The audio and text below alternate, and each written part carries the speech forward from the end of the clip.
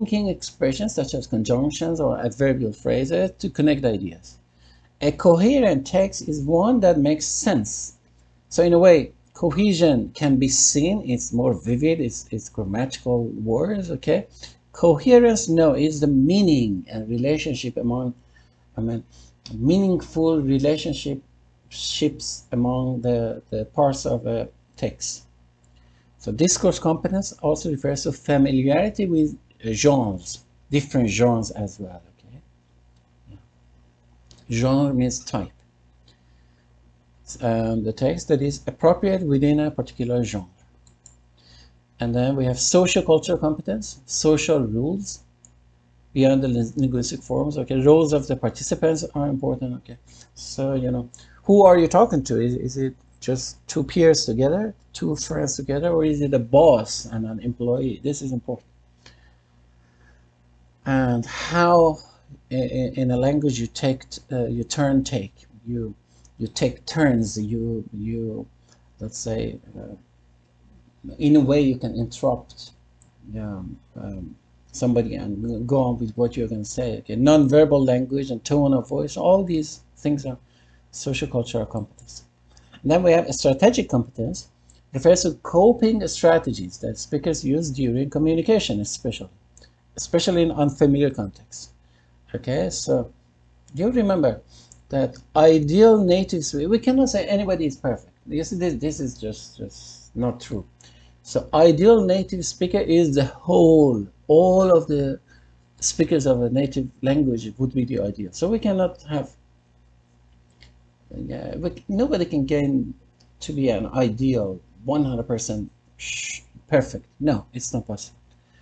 But the more experienced learners get in grammatical, discourse, and social cultural competence, the less they rely on their strategic competence. Yeah, that is very important. Yeah, this is the book I was referring to. This is, yeah, as you have the pamphlet, the handout. This is the first source. It's called, the writer is Marianne Sarsamorsia, and it's called Teaching English as a Second or Foreign Language, third edition. Yeah, 2001. It's a thick book, and it deals with many good essays about teaching English as a second or foreign language. Okay, so and it is free online.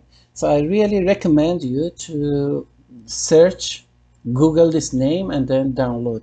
If you want to have more deeper understanding about teaching English as a second, and of course it's not just English, it can be applied for any other language, but now in our case it's English. It's a very good book. I really recommend you to download that. All right, then what areas of language skills are emphasized? Yeah, language functions might be emphasized over forms. And then, yeah, we have the suprasentential level. Discourse means suprasentential. Okay? And then again, the same notion of coherence means the connection of ideas at the ideal level, and cohesion means the connection of ideas at the sentence level, as we explained before. What is the role of the student's native language? Okay, so judicious, wise use of students' language. Students' native language is permitted. So again, in this method, a little of the native language can be used, no problem. Okay, but you see the final ultimate goal is communication. Okay? So if you can use the student's native language in some small doses to make this possible, it's okay. How is evaluation accomplished? Okay, so teacher evaluates not only the accuracy but fluency. So both of them. It can be informal. So a teacher can evaluate his student's performance informally in his role as advisor. So you see, the teacher observes the student's behavior, and then he or she can assess the student's English level. And things are done holistically. Okay, so for instance, the teacher can ask the students to write a letter to a friend, or to role play, or to have a quarrel, for instance. Okay, in the foreign language, in the English language. And so that is evaluation. And then the last part, How does the teacher respond to students' errors? Errors of forms are tolerated during fluency-based activities. So being more fluent is more important than just being correct. So again, if communication is taking place, that's good. So the teacher may note the errors during fluency activities and return to them later with an accuracy-based activity. All right, so fluency is considered better than accuracy. And then okay, so we have different techniques, and now some of these techniques are used in the other forms. In the other methods as well. Okay, so authentic materials can be used in direct method as well. They can be used in audiolingual method.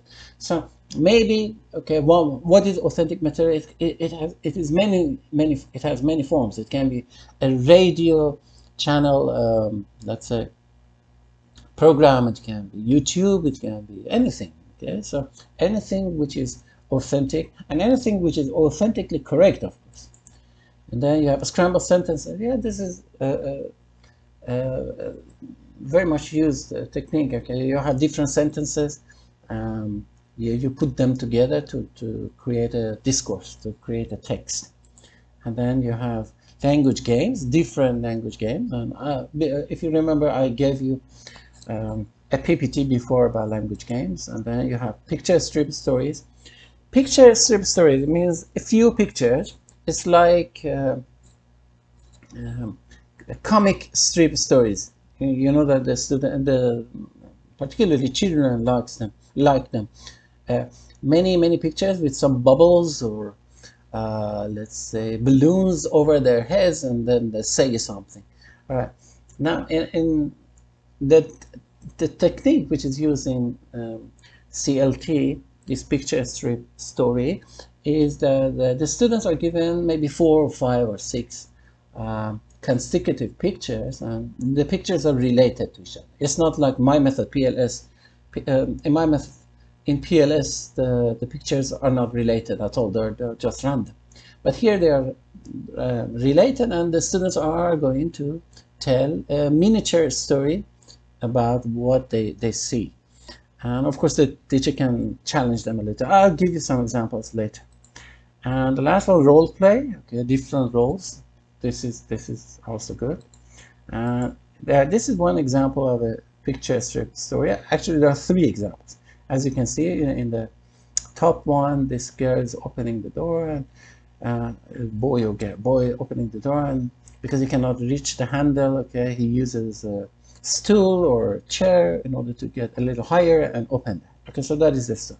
Then, of course, you can talk about what is there in the room and where are they, etc., etc. So different information can be given. In the next one, you can see the girls holding a balloon, okay, and the balloon is punctured here, and then maybe she's sad, and what's going to happen later you can talk about. And this one, a ball hits a vase or something, and it drops it, and the water is drop, and the water spilled, and who opened the window? What happened? Was it the wind or somebody? Okay, so all these things can be talked about. All right, so that is the end of today's lesson about CLT. You have my email address. If you have any questions, you can just email me and ask me. Please, I encourage you to go to the handout, and this unit starts on page 101, communicative language teaching. Okay, so it goes on to 109. Okay, so please also, so you say you have this, you have my voice, you have the PPT, and you have the pamphlet, the handout.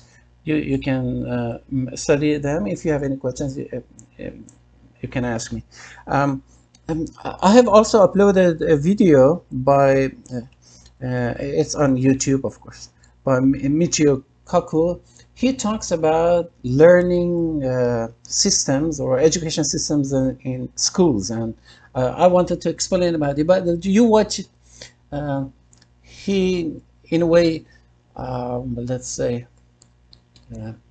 approves what sometimes I say in the class, that you have to make mistakes. It is okay to make mistakes, and it is uh, be curious. Don't worry about mistakes. Something like that. Okay. So, and this is a great guy. This is not just somebody talking about this. He made an atom smasher when he was a high school student. So he knows what he's talking about. This is the ideal student. This is the ideal education system that sometimes I encourage you about. All right, so that is today's lesson. Two more things. One is some of you had presentations today. Well, because of this pandemic, we cannot do it right now. Hopefully, if we get back to school in person, I'll tell you what to do. If not, maybe we'll have some other measures for that. Maybe students should, maybe, I'm not quite sure right now. You can teach one technique, as some of your friends did in the school, in your room, and you can film it, record it 5 or 6 minutes, okay, and then send it to my email. All right, so that would do. Okay, so about half of the students, or a little more than that, should do it later. Okay, but please wait for the further notice. I will give you further notice. And for the next time, we're going to talk about, the next lesson is the next session would be, if I'm not mistaken, 21st century skills in teaching English to young learners. Now, I have already posted the PPT. You can study that, and I'll try to record another lesson for you and send it to you. All right, so all the best, and okay, so we can say goodbye right now. Again, if you have any problems, please contact me. Goodbye.